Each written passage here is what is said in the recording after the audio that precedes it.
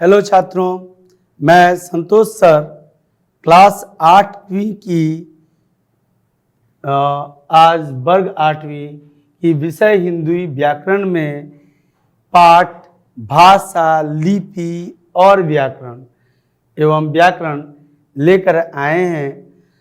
आपका स्वागत है इस व्याकरण के क्लास में, क्योंकि छात्रों इस व्याकरण के क्लास में हम एक वैज्ञानिक सोच के साथ पढ़ेंगे ताकि कम समय में अधिक बातें जानें, समझें और पकड़ मजबूत हो, क्योंकि यह व्याकरण ही वह वस्तु है, वह विषय है जिसके बदौलत हम साहित्य की रचना में सक्षम हो सकते हैं। हम कहीं भी लिखने, पढ़ने, बोलने तथा सुनने, समझने के क्षमता में अग्रसर हो सकते हैं, आगे बढ़ सकते हैं।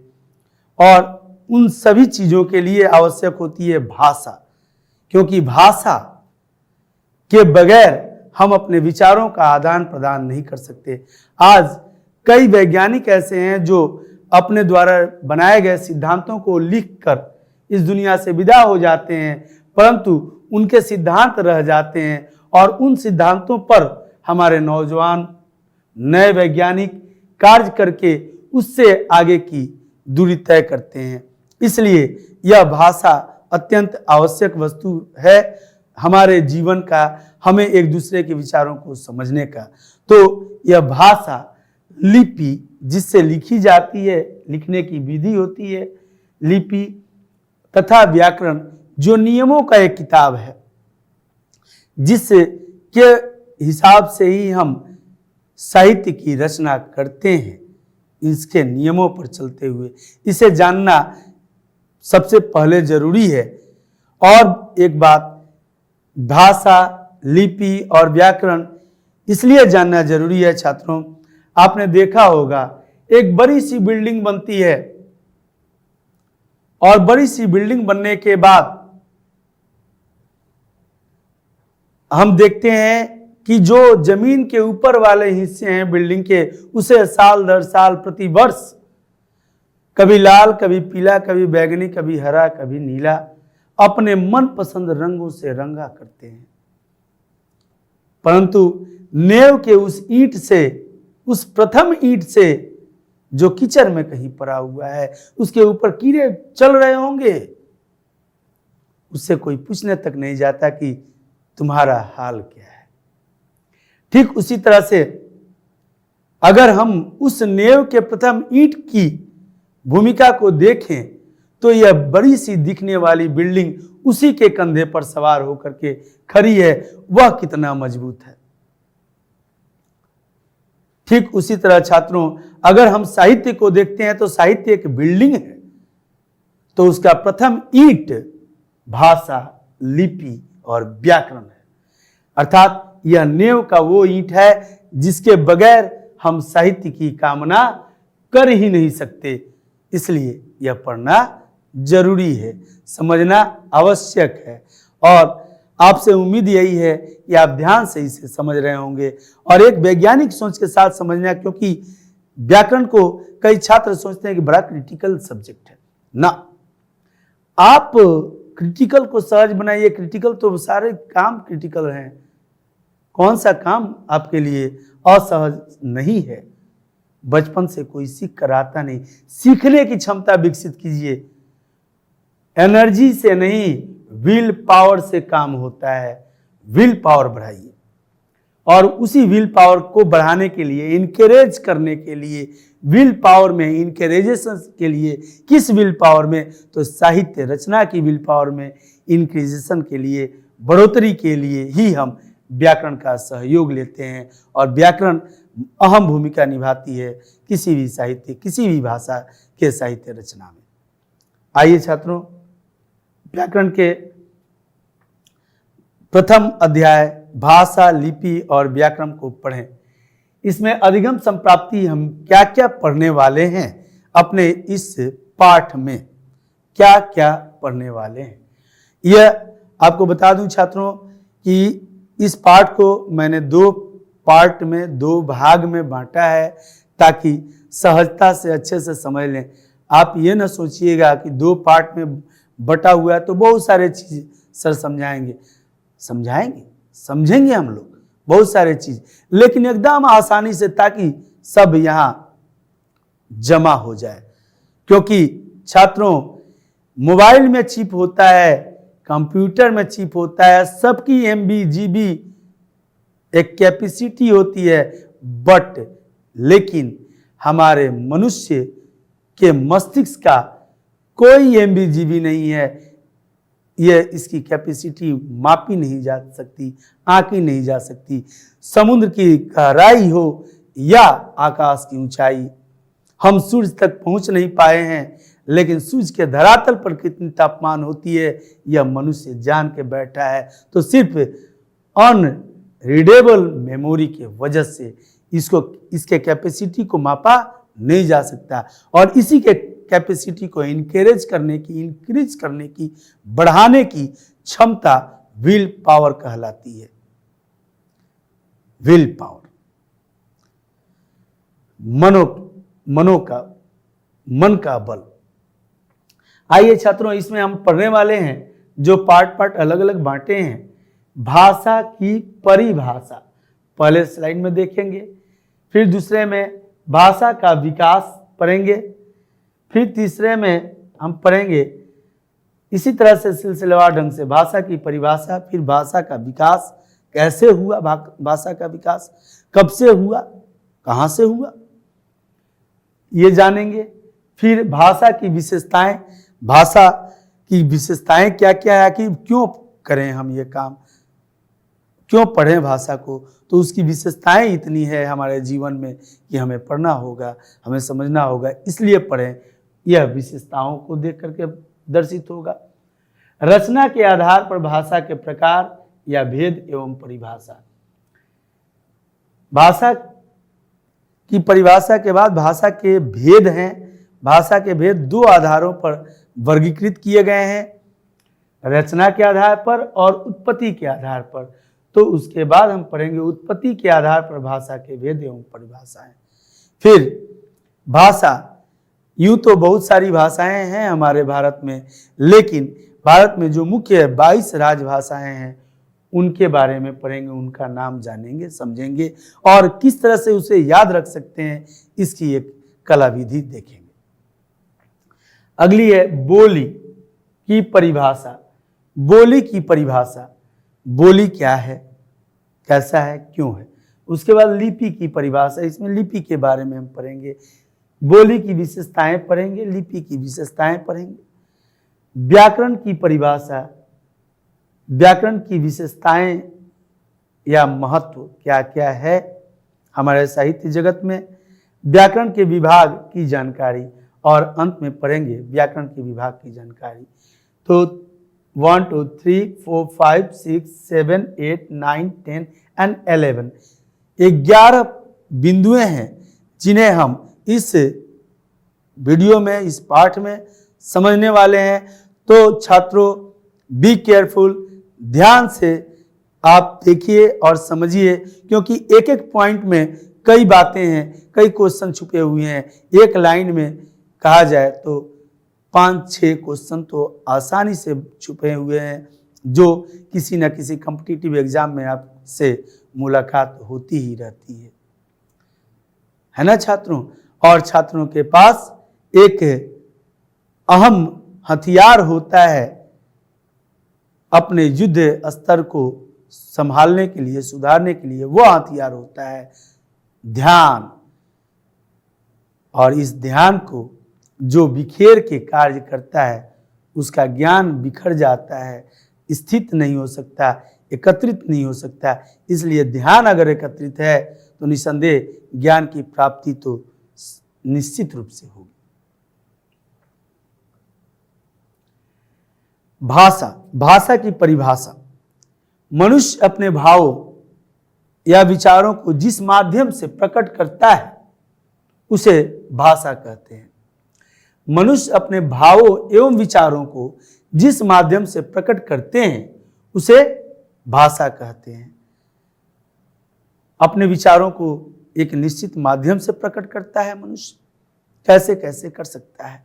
तो आपने देखा होगा क्रिकेट के फील्ड में सब लोग हल्ला करते रहते हैं, बैट्समैन भी कहता है कि ना आउट नहीं है, बैट्समैन भी अपने दूसरे साथी को कहता है कि हाँ दौड़ो, आ जाओ, मैं आ रहा हूं, बॉलर भी बोलता है out, no please catch, just on. इस तरह की बातें आप सुनते हैं, लेकिन एक व्यक्ति होता है जो एक बार भी उस फील्ड में नहीं बोलता, उसकी आवाज सुनने को नहीं मिलती, वह होता है एम्पायर। एम्पायर अपने इशारे से सारी बातें अपनी कहता है, डिसीजन मेकर होता है, वो डिसीजन देता है बट बोलता नहीं, इशारा करता है। अगर ये उठाया तो लोग समझ जाते हैं कि 6 मारा है बैट्समैन, अगर ये उठाया, अगर 2 उठाया तो 6 है, और 1 उठाया तो 2 में छक्का, 1 में फक्का। जाइए, जयराम जी की हो गया। अब ये जो इशारे वाली बात है, बाउंड्री, चौका है, नो बॉल है, तरह तरह की बातें होती हैं, तो यह सांकेतिक भाषा होता है। अर्थात एम्पायर महोदय ने जो अपने विचारों को व्यक्त किया, अब कमेंटेटर उसको कैच कर लेते हैं और बोलना शुरू करते हैं कि एम्पायर का ये डिसीजन है, वो डिसीजन है, लेकिन एम्पायर नहीं बोलते, वो इशारे में कहते हैं। तो ये इशारा निश्चित तौर पे है, पूरे विश्व के लोग जानते हैं एम्पायर के उस इशारा को, बिना कहे समझ जाते हैं कि एम्पायर का डिसीजन क्या है। लेकिन कुछ ऐसी भी सांकेतिक बातें होती हैं जो कहा नहीं, जो समझा नहीं जा सकता है, या फिर उसे निश्चित तौर पे किसी 1 या 2 व्यक्ति द्वारा ही समझा जा सकता है, सामूहिक रूप से नहीं समझा जा सकता है। इसलिए सांकेतिक भाषा का प्रयोग तो हम करते हैं अपने जीवन में, परंतु उसे भाषा की उपाधि नहीं मिली, उसे भाषा नहीं कहा जा सकता, क्योंकि इशारों की कोई निश्चितता नहीं होती। कई ऐसे इशारों की निश्चितता है, जैसे ट्रैफिक पुलिस का हाथ देना, रेलवे गार्ड का झंडा दिखाना, ये सब सांकेतिक भाषा हैं। लेकिन कुछ भाषाओं की निश्चित स्वरूपता है, कुछ भाषाओं की नहीं। इस वजह से सांकेतिक भाषा को हम भाषा का स्वरूप नहीं मानते। भाषा शब्द की उत्पत्ति भास धातु से हुई है। भाषा शब्द की उत्पत्ति भास धातु से, धातु माने लोहा, टीना, शीशी, बोतल नहीं, लोहा, टीना या सोना चांदी नहीं। भास धातु, धातु का अर्थ होता है संस्कृत शब्दों का जो हम प्रयोग हिंदी में करते हैं, तो संस्कृत शब्द धातु से बना हुआ है, संस्कृत धातु से। तो उन शब्दों का जो शब्द संस्कृत के मूल शब्द हैं, जिसे हिंदी में प्रयुक्त किया जाता है, वह धातु कहलाता है। और उस धातु से शब्दों का निर्माण हुआ है। उसमें आ, कार, ईकारांत, ईकारांत, आकारांत, उकारांत लगाकर, उपसर्ग या प्रत्यय लगाकर उसको हिंदी का एक स्वरूप दिया गया है। अतः भास जो है यह धातु है, और इस धातु से शब्द बना है आकारांत लगाकर भाषा। नेक्स्ट पॉइंट है भाषा की उत्पत्ति। भाषा की उत्पत्ति भास धातु से हुई, तो कब हुई? तो भाषा की उत्पत्ति लगभग 5000 वर्ष पहले हुई है। 5000 वर्ष पहले हुई थी लगभग, क्योंकि यह अज्ञात है, क्योंकि सृष्टि के आरंभ में भाषा की उत्पत्ति नहीं हुई थी। उसके बाद देखते हैं भाषा शब्द का तीसरा पॉइंट है हमारा। भाषा शब्द का अर्थ होता है वाणी द्वारा अर्थ प्रकट करना। भाषा शब्द का अर्थ होता है वाणी द्वारा, बोल करके या लिख करके अपने बातों के अर्थ को प्रकट करना। अगला पॉइंट है भाषा वह माध्यम है। भाषा माध्यम है, साधन है। जैसे यहाँ से हमें दिल्ली, मुंबई जाना है तो ट्रेन, एरोप्लेन, बस आदि एक माध्यम के द्वारा हम जाते हैं। उसी तरह से साहित्य के क्षेत्र में भाषा एक माध्यम है जिसके द्वारा मनुष्य अपने भावों और विचारों से व्यक्त करता है अथवा दूसरे के भावों और विचारों को समझता है। अपने भावों या विचारों को दूसरे के सामने व्यक्त करता है या दूसरे के भावों और विचारों को सुन करके समझता है। अब देखिए भाषा का विकास कैसे हुआ। भाषा की परिभाषा देखिए, भाषा की कुछ विशेषताएं देखिए। भाषा की परिभाषा के बाद भाषा का विकास कैसे हुआ। तो सृष्टि के आरंभ में भाषा नहीं थी। सृष्टि के आरंभ में जब सृष्टि का उत्पादन हुआ था, आदि मानव रहा करते थे, उस समय भाषा की उत्पत्ति नहीं हुई थी। एक निश्चित भाषा नहीं थी। उस समय लोगों ने सांकेतिक भाषा कोई एक भाषा के रूप में कोई एक निश्चित तौर तरीका भाषा का नहीं था। अतः हम नहीं मानते हैं कि सृष्टि के आरंभ में भाषा की उत्पत्ति हुई। मनुष्य के विकास के साथ भाषा का भी विकास हुआ। जैसे जैसे मनुष्य में विकास आता गया, जैसे कि मनुष्य सबसे पहले जंगल में रहा करता था, नदी के तट पर रहा करता था। जो नदी के तट पर रहने वाले मनुष्य थे वह पहले डेवलप हुए, यह हमको इतिहास के गर्भ से मिलता है। उसके बाद उनमें निरंतर मनुष्य एक ऐसा जाति है, एक ऐसा जीव है जो समस्याओं को देखने के बाद उलझता नहीं, बल्कि उस समस्याओं को सुलझाने के लिए समाधान के तरफ अग्रसर होता है। जिस तरह से जैसे जैसे उसके सामने समस्याएं आती गईं, जैसी समस्याएं आती गईं, वैसा समाधान ढूंढते गया और ढूंढते ढूंढते आज अत्याधुनिक युग में मनुष्य, मॉडर्न मनुष्य दिख रहा है, दर्शित हो रहा है। अर्थात भाषा का भी विकास उसी हिसाब से हुआ। भाषा के विकास के साथ ही हमारे सामाजिक संबंधों एवं ज्ञान विज्ञान का विकास हुआ। जैसे जैसे भाषा का विकास हुआ तो हम भाषा को समझे, तभी अपने सिद्धांतों को, अपने निष्कर्षों को, जो भी हम कहीं अपनी समस्या के समाधान के लिए ढूंढ रहे थे, खोज रहे थे कि भाई इस समस्या का समाधान कैसे हो। हम जमीन पर सो रहे हैं, एक सांप आया काट लिया, हमें एक ऊंचा स्थान चाहिए जहाँ पर सोए तो सांप न काटे, तो चौकी बनाएंगे। वैसे उसी तरह की कुछ संभावनाओं पर जो मनुष्य काम करते गया, तो हो सकता है पहली बार में चौकी नहीं बना पाया हो सकता है कुछ उससे त्रुटि रह गई हो, लेकिन वो अपने सिद्धांतों को लिखा। कैसे? भाषा के माध्यम से। अर्थात जैसे जैसे भाषा का विकास होते गया, मनुष्य के अंदर भी विकास की भावना उत्पन्न होने लगी और वह अपने सिद्धांतों को लिखने लगा तथा उसे एकत्रित करके, संग्रहित करके रखता था, जिससे आने वाला अगला जनरेशन उसके आगे बढ़ सके। घर, परिवार, विद्यालय, बाजार, कार्यालय, प्राय सभी जगह भाषा की आवश्यकता की पूर्ति भाषा के विकास के साथ हुआ। उसके बाद भाषा का विकास निरंतर होते रहा तथा आज भी इनका विकास जारी है। कैसे? आज भी विकास जारी है। क्यों? आदि युग से भाषा की उत्पत्ति हुई, आज से 5000 लगभग वर्ष पहले, और उसके बाद आज भी भाषा का विकास जारी है। ये जारी कैसे है? इसलिए कि दुनिया जारी है, और जब तक ये दुनिया रहेगी भाषा में निरंतर विकास होते रहेगा। भाषा ही क्या, प्रत्येक विषय वस्तु में एक विकास दर्शित होता रहता है। हर वर्ष, प्रतिवर्ष इसमें भी विकास होगा। कैसे होगा, क्यों होता है, तो और ये हमें कैसे पता चलता है कि भाषा में विकास जारी है? विभिन्न ज्ञान विज्ञान के क्षेत्र में आविष्कारों के साथ साथ हमारा शब्द भंडार भी नित्य प्रतिदिन बढ़ रहा है।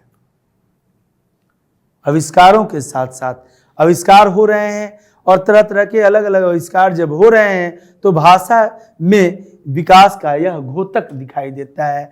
और यह भाषा ही है जो हमारे देश, हमारे संसार के मूल भावों को एकत्रित करके, संग्रहित करके हमारे सामने प्रस्तुत करता है, जिससे हम समझ पाते हैं अच्छी तरह से कि भाषा क्या है। आइए छात्रों, आगे देखते हैं भाषा के बारे में। तो भाषा की विशेषताएं, भाषा की क्या क्या विशेषताएं हैं? तो भाषा के प्रयोग से भाव और विचारों को प्रकट किया जाता है। भाव और विचारों, जैसा कि छात्रों कई जगह हम देखते हैं कि भाव या विचार या और में अंतर है, या अर्थात दोनों में से कोई एक, और अर्थात दोनों ही। तो भाव अलग और विचार अलग होते हैं। भाव किसे कहते हैं? तो मन में उठ रहे अध्वनात्मक इकाई भाव है, जो हमारे मन में उठता है। और कई बातें हमारे मन में उठती है, लेकिन विचार किसे कहते हैं? तो जिसे हम तय कर लेते हैं कि इसे ध्वनि प्रदान करनी है, ये हमें बोलना है, वह विचार कहलाता है। क्लियर है? आइए, भाषा के प्रयोग से भावों और विचारों को प्रकट किया जाता है। भाषा का व्यवहार बोलकर, सुनकर, पढ़कर तथा लिखकर किया जाता है। क्या क्या? सुनकर, बोलकर, पढ़कर, लिखकर, जिसे सुबोपली के नाम से जानते हैं। सुबोपली अर्थात सुनना, बोलना, पढ़ना तथा लिखना। और भाषा का प्रयोग हम इन्हीं 4 प्रकार से करते हैं। या तो किसी के द्वारा कहे गए कथनों को सुनते हैं, या फिर अपने कथन कहते हैं, या फिर लिखकर अपने विचारों को व्यक्त करते हैं, या फिर लिखे हुए किसी का लिखा हुआ पढ़कर हम उनके विचारों को समझते हैं। और इन 4 तरह से ही हम भाषा का प्रयोग करते हैं। अर्थात भाषा वह साधन है जिसके माध्यम से हम अपने विचारों को आदान प्रदान करते हैं, देते लेते हैं। बस इतने, इससे ज़्यादा हमें भाषा के बारे में और अधिक कुछ जानकारी लेनी ही नहीं है कि भाषा क्या है। तो एक साधन है। अब भाषा को समझने के लिए एक और उदाहरण प्रस्तुत है हमारे यहाँ, हमारे इस स्लाइड में। प्रत्येक भाषा का जन्म विचारों को व्यक्त करने के लिए हुआ है। जितनी भी भाषाएं बनी है दुनिया में, प्रत्येक भाषाओं का जन्म विचारों को व्यक्त करने के लिए हुआ है। इस प्रकार उदाहरण है यहाँ, इस प्रकार भाषा शरीर है तो विचार उसकी आत्मा। सभी भाषाओं का उत्पादन विचारों को आदान प्रदान करने के लिए हुआ है। तो निसंदेह भाषा शरीर है तो विचार उसकी आत्मा, अर्थात बिना विचारों की भाषा हो ही नहीं सकती, क्योंकि भाषा तो साधन है, विचारों को एक जगह से दूसरे स्थान तक पहुंचाने का माध्यम है। जिस तरह से हम एक जगह से दूसरे जगह जाने का माध्यम कभी बस, कभी गाड़ी, मोटरसाइकिल, ट्रेन, रेल, एरोप्लेन आदि माध्यम बनाते हैं, उसी तरह से भाषा भी एक माध्यम है अपने विचारों को अग्रसर करने का, एक दूसरे को बांटने, समझने, समझाने का। ध्वनि और लिपि प्रत्येक भाषा के अंग हैं। छात्रों, ये इस प्रत्येक लाइन में आपका प्रश्न छुपा हुआ है, इसलिए मैं फिर एक बार आपसे रिक्वेस्ट करता हूं, आग्रह करता हूं कि ध्यान विचलित न होने दें। प्रत्येक लाइन में प्रश्न है। प्रत्येक भाषा का जन्म विचारों को व्यक्त करने के लिए हुआ है। इस प्रकार भाषा शरीर है तो विचार उसकी आत्मा। अब देखिए, ध्वनि और लिपि। ध्वनि और लिपि, ध्वनि क्या है? तो जिन बातों को, जिन विचारों को हम बोलते हैं, अक्षरश उच्चारण करते हैं अपने मुख से, वह ध्वनि है। और जब उन्हीं वर्णों को, बोले हुए कथनों को में जो प्रयोग किए गए वर्ण हैं, उन्हीं वर्णों को जब हम लिखते हैं तो वो लिपि है। अर्थात बोलकर या लिखकर हम अपने विचारों को व्यक्त करते हैं। ध्वनि और लिपि प्रत्येक भाषा के अंग हैं। संसार की सभी भाषाएं ध्वनियों द्वारा बोली जाती है और लिपि द्वारा लिखी जाती है। इस तरह से और भी भाषाएं इन देशों में बोली जाती है, लेकिन उन भाषाओं में जो प्रमुख भाषाएं हैं उसे ही हम अपने पाठ में पढ़ रहे हैं, क्योंकि हमारे भारत में भी कई राजभाषाएं हैं, जिसमें भारत की 22 राजभाषाएं होती हैं। भारत में भी कई भाषाएं बोली जाती है, यह 22 ही नहीं बोली जाती, इससे अधिक बोली जाती हैं, परंतु 22 राजभाषा की मान्यता प्राप्त है हमारे संविधान संबद्ध, जिसे संविधान में स्थान दिया गया है राजभाषा के रूप में। यह सभी भाषाएं प्रादेशिक थीं, लेकिन अब राजभाषाएं हुई क्योंकि इनका प्रचलन अधिक से अधिक हमारे देश में किया जाता है।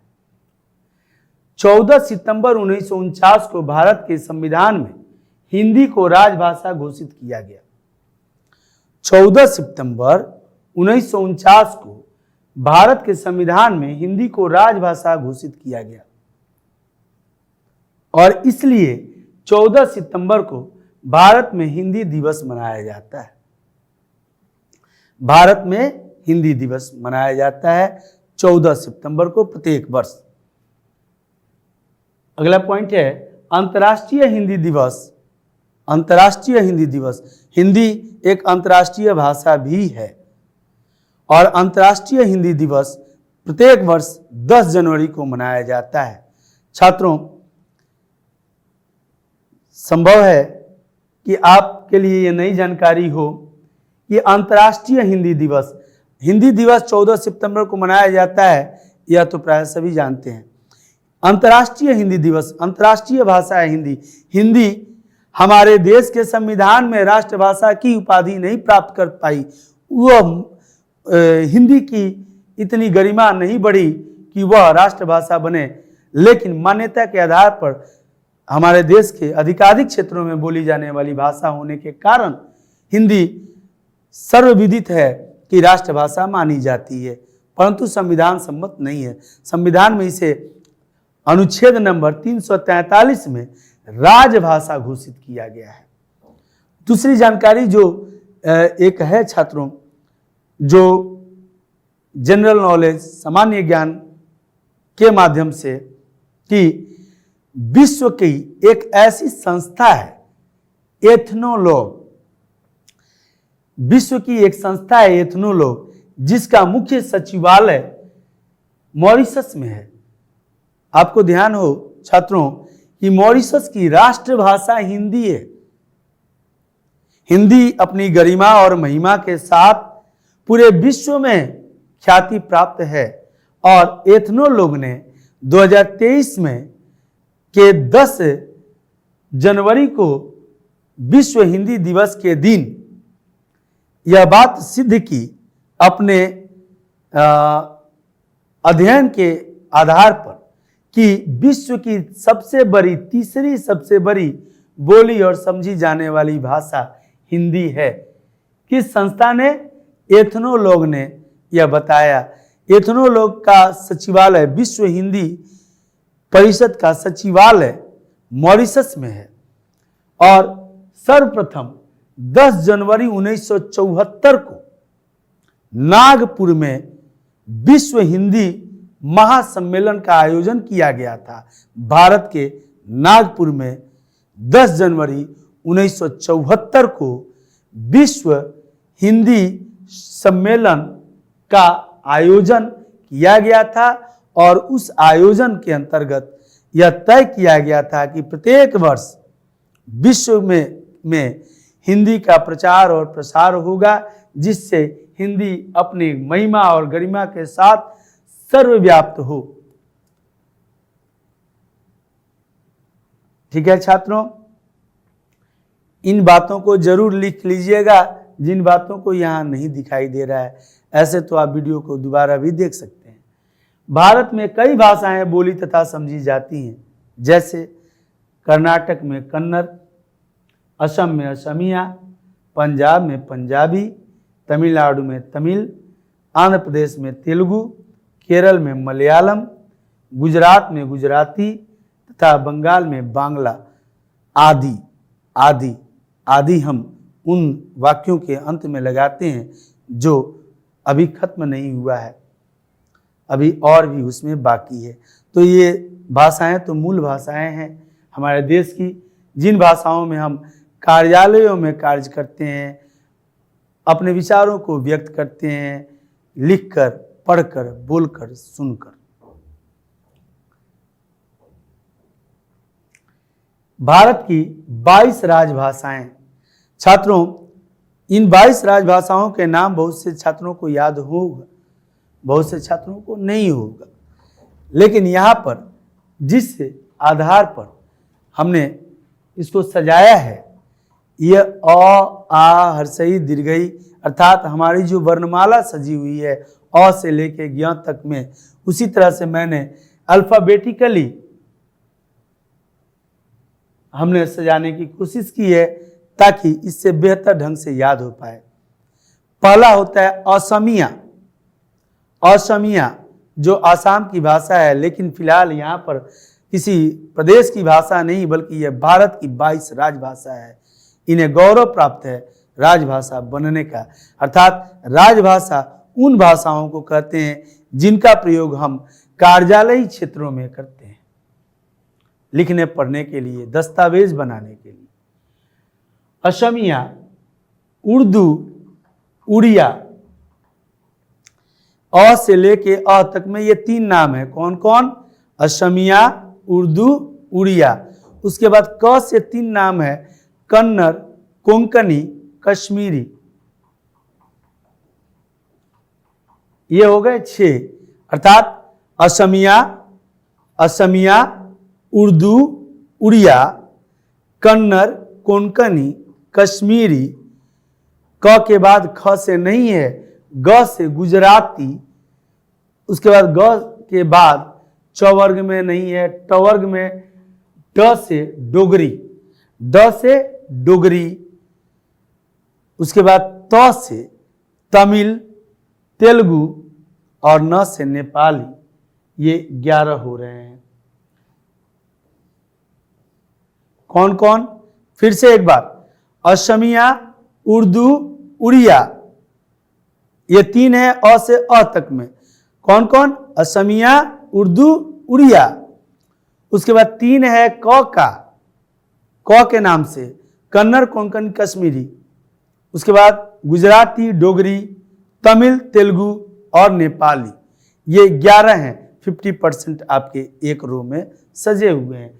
असमिया, उर्दू, उड़िया, कन्नड़, कोंकणी, कश्मीरी, गुजराती, डोगरी। उसके बाद त वर्ग में 3 नाम है, तमिल, तेलुगु और नेपाली। उसके बाद आते हैं प वर्ग में। प से एक ही नाम है, पंजाबी। उसके बाद ब से बोडो, बंगाली। म से सर्वाधिक नाम है। किस अक्षर से अधिकाधिक राजभाषाओं के नाम है? अगर यह प्रश्न हो तो निसंदेह म को टिक लगाइएगा, क्योंकि म से सर्वाधिक 4 नाम यहाँ पर दर्शित हो रहे हैं। कौन कौन? मलयालम, मणिपुरी, मैथिली और मराठी। मलयालम, मणिपुरी, मैथिली, मराठी। उसके बाद स से 3 नाम हैं, संस्कृत, संथाली और सिंधी। ये संस्कृत, संथाली, सिंधी और अंत में मैं भूल गया अपनी हिंदी, जिसकी बिंदी भी कुछ कहा करती है। ये बिंदी क्या क्या कहती है और कहां कहां क्या कहती है, यह हम समझेंगे छात्रों जब वर्णमाला को समझेंगे कि इन बिंदियों का, ये बिंदी भले ही देखने में एक ही जैसी लगती है, लेकिन यहाँ इस बिंदी का अर्थ कुछ और है और यहाँ कुछ और है। मैं कहूँ अगर छात्रों कि यहाँ पर यह बिंदी अंग है,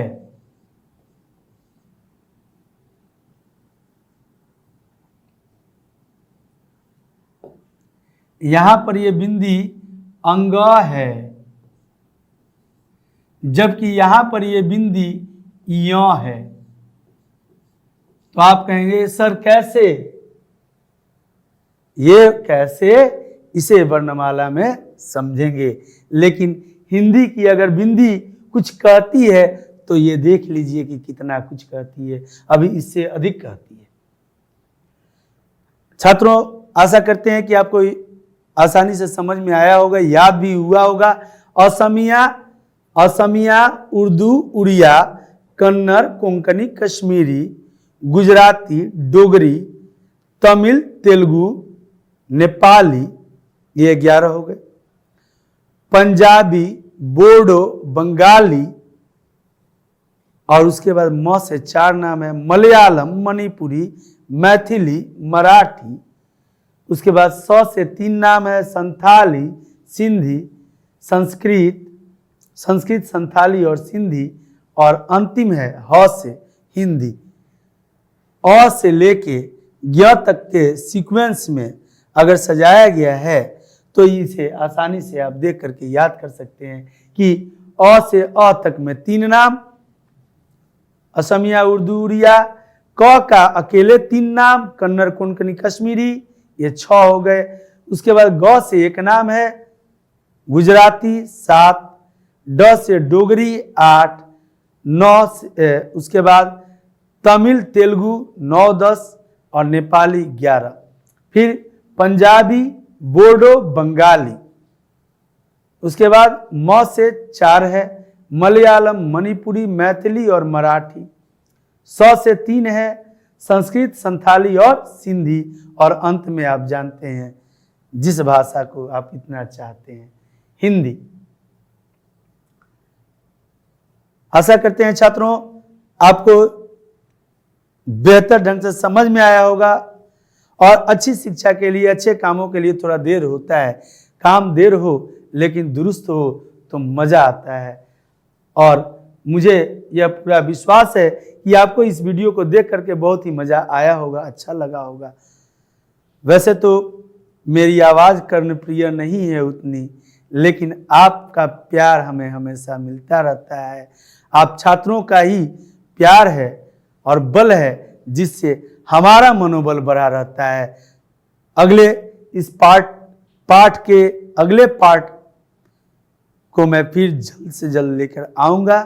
तब तक के लिए धन्यवाद। आपका दिन मंगलमय हो।